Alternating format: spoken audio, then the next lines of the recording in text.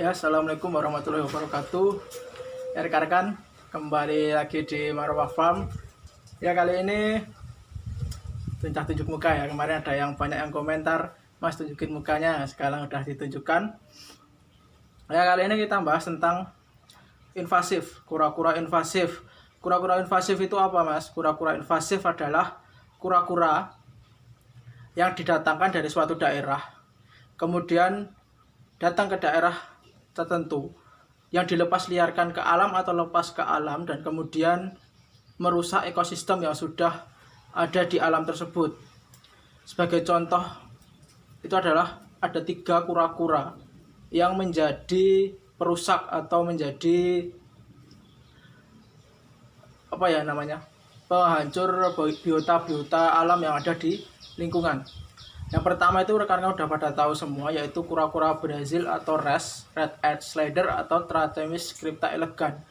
Itu kalau dilepas liarkan di alam, khususnya di Indonesia, dia kan bukan dari asal Indonesia, dia adalah kura-kura impor. Kura-kura ras adalah kura-kura impor. Jadi kalau dilepas liarkan di Indonesia, dia akan menjadi pesaing kura-kura lokal, Amida, kura-kura bulus Amida atau kura-kura yang lain, kura-kura Ambon, kura-kura piput, dan kura-kura dada merah itu jadi pesaing. Kura-kura ras ini jadi pesaing. Kemudian yang kedua itu adalah bulus pelo. Bulus pelo atau bulus Cina itu juga merupakan hama atau kura-kura invasif. Kalau dilepaskan di alam liar, dia bisa jadi kura-kura invasif. Karena kura-kura pelo ini masuk ke Indonesia sebenarnya adalah sebagai untuk dikonsumsi, tapi teman-teman karena bagus, dadanya merah, kemudian bentuk tubuhnya juga bagus, dipelihara jadi hiasan, kemudian karena udah bosen, ada sebagian udah bosen, kemudian dilepaskan ke alam liar, dan itu padahal bukan asli Indonesia. Jadi kura-kura itu sebagai kura-kura invasif menginvasi suatu daerah, mengalahkan bulus Amida yang ada di Jawa.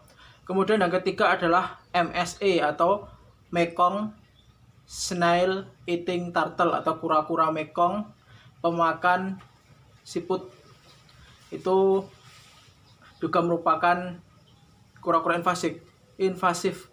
Kenapa kura-kura invasif? Satu, itu bermanfaat bagi petani karena memakan keong mas di sawah. Tapi keong-keong yang lain yang keadaannya itu juga dapat membuat punah keong mas itu sebenarnya juga bermanfaat. Nggak harus dibunuh semua, tapi bisa dikurangi populasinya.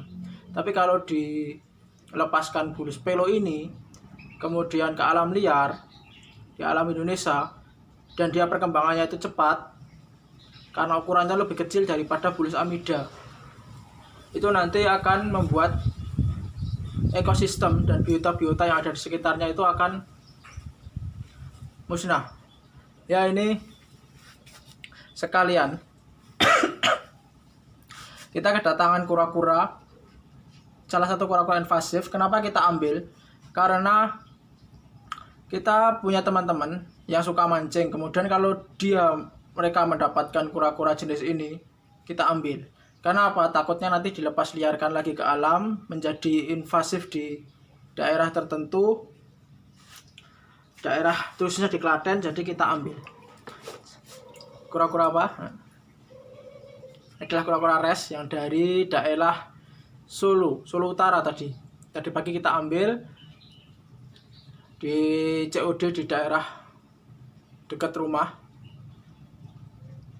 Ini kata rekan kita, sebenarnya ini bukan pure res, ini hybrid sama yellow belly karena plastronnya agak polos, tapi sepertinya ini res biasa. Kita tetap ambil karena takutnya nanti dilepas liarkan ke alam kemudian jadi invasif. Kita juga breed piput sama Ambon. Ambon kita coba untuk riset kecil-kecilan 3 wilayah di Indonesia, Ambon Kalimantan, Ambon Ceper, sama Ambon Jawa. Kita coba cari, kita coba kembangkan 3-tiganya. Kemudian nanti ada sebagian yang kalau berhasil, ada sebagian yang kita coba lepas ke habitat aslinya. Seperti kalau Ambon Jawa ya di Jawa, bukan Ambon Kalimantan di Jawa.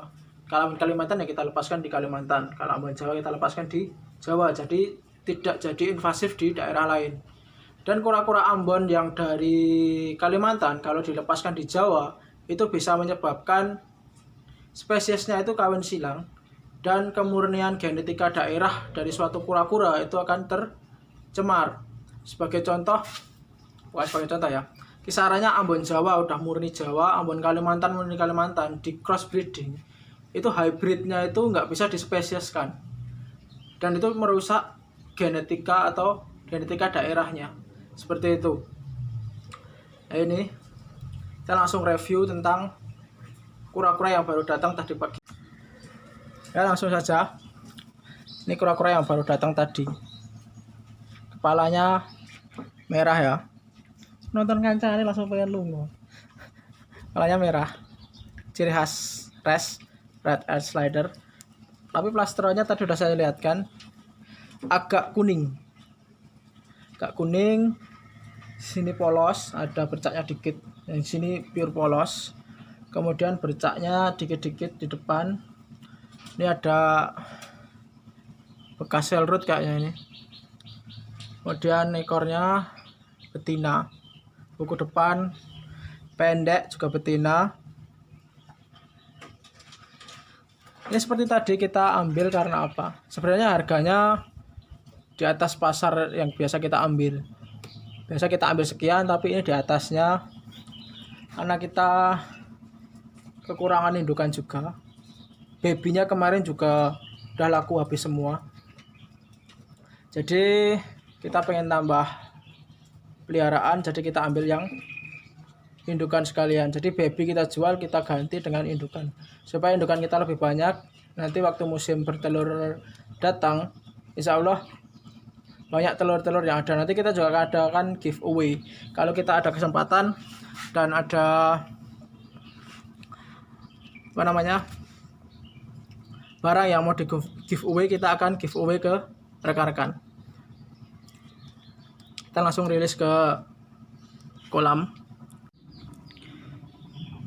Ya, cara meletakkan kura-kura yang mau dirilis itu biasa kita tidak langsung letakkan di air. Karena ada sebagian kura-kura yang biasa kita rekan-rekan ada pengalaman langsung masuk ke air, kura-kuranya itu lupa bernapas.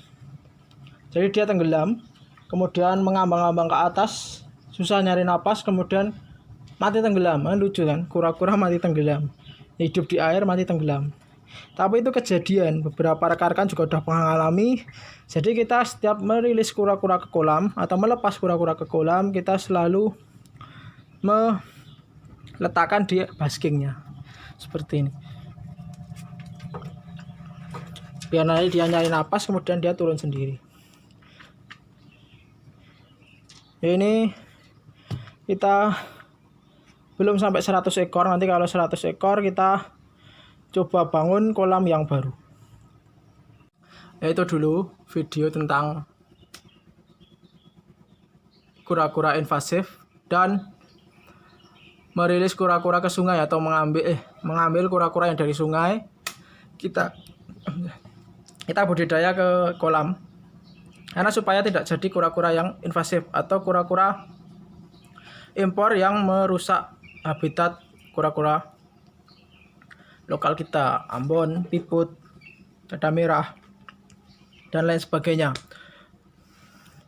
Dan kita pelihara di sini itu juga mencukupi semua kebutuhannya.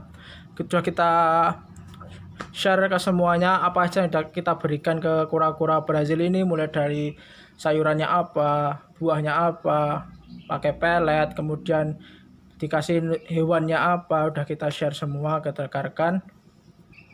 Semoga video ini bisa bermanfaat. Dan ini pertama kalinya nunjukin wajah ya.